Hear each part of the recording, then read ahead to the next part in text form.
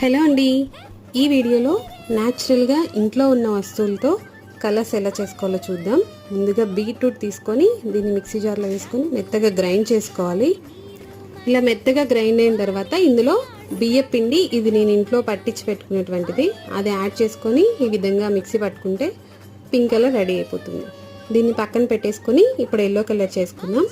ఈ yellow colour కూడా ఇంట్లో పట్టించి పెట్టుకునేటువంటి పసుపు, తర్వాత నేను ఇంట్లో పట్టించి పెట్టుకునేటువంటి శనగపిండి వేసుకొని కొద్దిగా నీళ్ళు యాడ్ చేసుకుంటూ ఎల్లో కలర్ ఈ విధంగా కలుపుకోవచ్చు.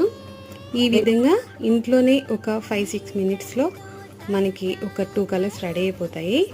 మార్నింగ్ లేచి అందరు పిల్లలు ఆడుతుంటే మా పాప కూడా హోలీ హోలీ అంటుంది. అందుకే ఈ విధంగా ట్రై చేశాను. మీకు కూడా నచ్చితే తప్పకుండా ట్రై చేయండి.